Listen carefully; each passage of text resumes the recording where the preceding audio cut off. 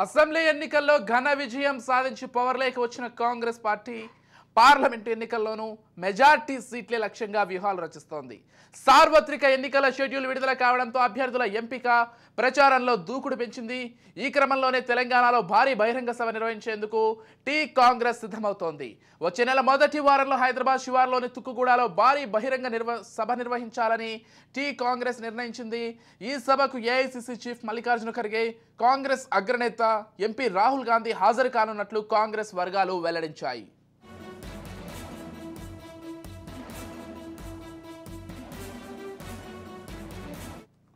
ఈ తుక్కుగూడ సభలోనే పార్లమెంట్ ఎన్నికల కాంగ్రెస్ మేనిఫెస్టోను ఏఐసీసీ అధ్యక్షుడు మల్లికార్జున ఖర్గే విడుదల చేయనున్నట్లు సమాచారం. కాంగ్రెస్ అగ్రనేతలు హాజరు కానుండడంతో పాటు పార్లమెంట్ ఎన్నికల మేనిఫెస్టోను ఏఐసీసీ హైదరాబాద్లోనే రిలీజ్ చేస్తుండడంతో టీ కాంగ్రెస్ ఈ సభను ప్రతిష్టాత్మకంగా తీసుకోనుంది. పగడ్బందీగా ఏర్పాట్లు చేసి సభను గ్రాండ్ సక్సెస్ చేయాలని టీ కాంగ్రెస్ సిద్ధమవుతోంది.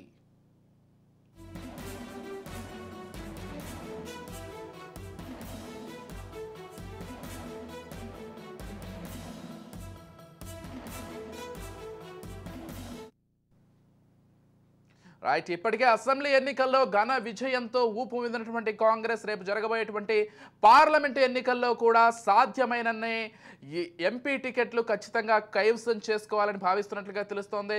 అయితే ఇదే నేపథ్యంలో వచ్చే నెల మొదటి వారంలో హైదరాబాద్లోని తుక్కుగూడలో భారీ బహిరంగ సభనైతే ప్లాన్ చేస్తున్నారు. ఈ సభకు కాంగ్రెస్ అగ్రనేతలైనటువంటి ఏఐసీసీ చీఫ్ మల్లికార్జున ఖర్గే కావచ్చు, కాంగ్రెస్ మరో అగ్రనేత అయినటువంటి ఎంపీ రాహుల్ గాంధీ కూడా హాజరు కానున్నట్లుగా కాంగ్రెస్ వర్గాలు వెల్లడించాయి. మొత్తంగా ఇదే అంశానికి సంబంధించి మరింత సమాచారం అందించడానికి మా ప్రతినిధి నాగేంద్ర బాబు ఫోన్ ద్వారా సిద్ధంగా ఉన్నారు. చెప్పండి నాగేంద్ర బాబు.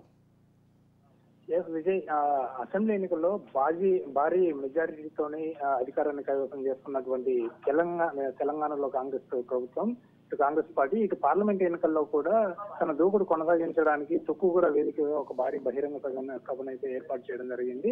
అయితే ఇంతకుముందు అసెంబ్లీ ఎన్నికలకు ముందు ఇదే తుక్కుగూడ సభ వేదికగా 6 గ్యారంటీలను ప్రకటించడం జరిగింది. ఎవరైతే కాంగ్రెస్ అధినేత్రి సోనియా గాంధీ ఉన్నారో ఆమె చేతుల మీదుగా ఈ 6 గ్యారంటీల పథకాలను కూడా అక్కడ ప్రారంభించడం జరిగింది. అనుకున్నట్టే ఈ 6 గ్యారంటీలు కూడా కీలక పాత్ర పోషించాయని చెప్పాలి అసెంబ్లీ ఎన్నికల్లో. అయితే ఇదే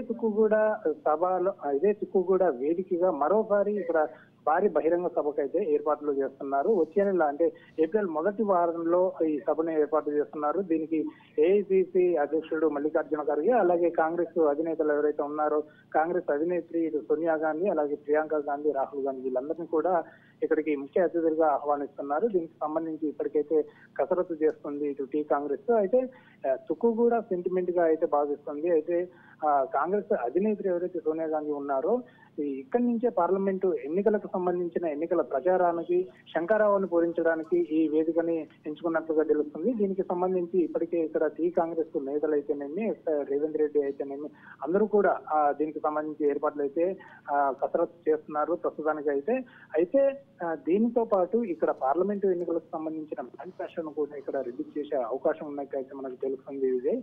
అయితే దీనికి భారీ ఎత్తున జన సమీకరణ కూడా చేస్తున్నారు. దాదాపు 10 లక్షల మంది ఈ తుక్కుగూడలో జరిగే భారీ బహిరంగ సభలో పాల్గొనేలాగా అయితే ఏర్పాటు చేస్తున్నారు. ప్రతి జిల్లా నుండి దాదాపు 25,000 మందిని జన సమీకరణ చేస్తున్నట్లు మనకైతే తెలుస్తోంది విజయ్. ఎస్, అంటే బాబు ఏదైతే ఇప్పటికే అటు బీజేపీ కొంత దూకుడు మీద ఉందని చెప్పుకోవాలి. అంటే అందరికంటే ముందే వాళ్ళు సీట్లను ప్రకటించడం కావచ్చు, లేకపోతే ఇతరత్ర విషయాలు ప్రచారం విషయంలో కూడా కొంత ముందుగానే ఉన్నారు. ప్రభు బీఆర్ఎస్ చూసుకున్నట్లయితే వాళ్ళకు ఉండేటువంటి వ్యక్తిగత కారణాలు కావచ్చు, పార్టీల అంతర్గత సమస్యల వల్ల అంత పెద్దగా ప్రచారంలో కావచ్చు, ఇతర విషయాల్లో కావచ్చు కొంత వెనుకబడ్డారు. కాబట్టి ఎక్కువగా కాంగ్రెస్ వర్సెస్ బీజేపీగానే ఈసారి పార్లమెంట్ ఎన్నికలు జరగబోతున్నాయి తెలంగాణలో అనేది కొంతమంది రాజకీయ విశ్లేషకులు కూడా భావిస్తున్నారు. అంటే ఏంటి, కాంగ్రెస్ అయితే బీజేపీ టార్గెటెడ్ గానే ఈసారి ఎంపీ ఎలక్షన్స్ లో ముందుకు వెళ్ళబోతుందా, లేకపోతే ఇదే ఏదైతే కవిత అరెస్ట్ కావచ్చు, లేకపోతే ఇతర బీఆర్ఎస్ చేసినటువంటి గత అక్రమాలు కావచ్చు వీటిని చూపి ముందుకు వెళ్లే అవకాశం ఉంది? అసలు మొత్తంగా ఏం చెప్పి ఈసారి ఎంపీ ఎలక్షన్స్ లో కాంగ్రెస్ ముందుకు వెళ్ళబోతోంది బాబు? అయితే విజయ్, మీరు అన్నట్టుగానే కాంగ్రెస్ అధికారంలోకి వచ్చినప్పటి నుండి కూడా ఇటు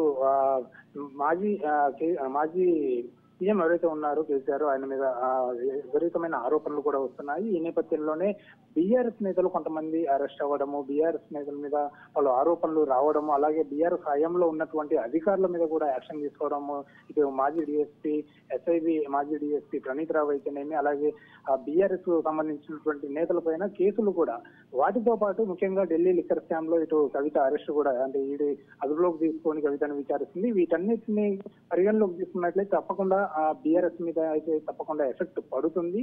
ఇప్పటికే బీఆర్ఎస్ నుంచి కొంతమంది బీజేపీలోకి కూడా జాయిన్ అవ్వడం, చేరికలు కూడా భారీగా అవుతున్నాయి. సో ఈ నేపథ్యంలోనే కాంగ్రెస్ వర్సెస్ బీజేపీ అని కూడా మనం చెప్పవచ్చు. ఎందుకంటే టీఆర్ఎస్ ఇటు పార్లమెంట్ ఎన్నికల్లో తప్పకుండా గెలవాలని ప్రయత్నిస్తున్నప్పటికీ కూడా ఈ కేసులు ఏవైతే ఉన్నాయో బీఆర్ఎస్ మీద వచ్చినటువంటి ఆరోపణలు, అలాగే కాళేశ్వరం కు సంబంధించి కాళేశ్వరం అయితే భారీగా ఎఫెక్ట్ చూపించిందని చెప్పాలి ఇటు అసెంబ్లీ ఎన్నికల్లో. ఇదే కాళేశ్వరానికి సంబంధించి ఈ మధ్య నేషనల్ డ్యామ్ సేఫ్టీ అధికారులు కూడా అక్కడికి వెళ్లడం, పరిశీలించడం జరిగింది. దానిపైన కూడా ఇప్పుడైతే ప్రస్తుతం అయితే విచారణ కొనసాగుతూ ఉంది. వీటన్నిటిని పరిగణలోకి తీసుకుంటే ఇవన్నీ కూడా బీఆర్ఎస్ మీద తప్పకుండా ఎఫెక్ట్ అయితే తీవ్ర ప్రభావం అయితే చూపిస్తున్నాయి. సో ఈ నేపథ్యంలో బీఆర్ఎస్ నుంచి కేసీఆర్ కూడా ఈ మధ్య సంచలన వ్యాఖ్యలు చేయడం జరిగింది. అంటే ఆయన కుటుంబం నుంచి కూడా ఇటు పార్లమెంట్ ఎన్నికల్లో ఎవరు కూడా పోటీ చేయట్లేదని చెప్పేసి వెల్లడించడం కూడా జరిగింది. దాంతో పాటు ఇటు బీఆర్ఎస్ లో ఉన్నటువంటి కొంతమంది నేతలు కూడా ఇటు ఎంపీగా పోటీ చేయడానికి, ఎంపీ అభ్యర్థులుగా పోటీ చేయడానికి కూడా వెనకడుగు వేస్తున్నట్టు తెలుస్తుంది. ఇదే నేపథ్యంలో బీఆర్ఎస్ నుంచి ఇటు చాలా మంది కూడా బీజేపీలో జాయిన్ అవుతున్నారు. సో ఇటు బీజేపీ వర్సెస్ కాంగ్రెస్ గా మాత్రము తప్పకుండా ఈ తెలంగాణలో అయితే పోటాపోటీ ఉంటుందని చెప్పాలి. ముఖ్యంగా 17 లోక్సభ స్థానాలకి 14 లోక్సభ స్థానాలు కైవసం చేసుకోవాలని కాంగ్రెస్ తీవ్రంగా ప్రయత్నిస్తున్నప్పటికీ కూడా ఇటు బీజేపీ కూడా పోటాపోటీగా సభలు పెట్టడము, అలాగే విజయ సంకల్ప యాత్రలు పెట్టడము, ఇటు కాంగ్రెస్ ను ఢీకొనేందుకు అటు కేంద్రం నుంచి కూడా అంటే అధిష్టానం బీజేపీ అధిష్టానం కూడా అగ్రనేతలైనటువంటి ఇటు అమిత్ షా, అలాగే ప్రధానమంత్రి నరేంద్ర మోడీ కూడా తెలంగాణలో పలు దఫాలుగా పర్యటనలు కూడా చేయడం జరిగింది. ఈ నేపథ్యంలోనే ఇటు కాంగ్రెస్ వర్సెస్ బీజేపీకి తప్పకుండా వీళ్ళిద్దరి మధ్యనే గట్టి పోటీ అయితే ఉంటుందని చెప్పాలి Vijay. Right, thank you Babu.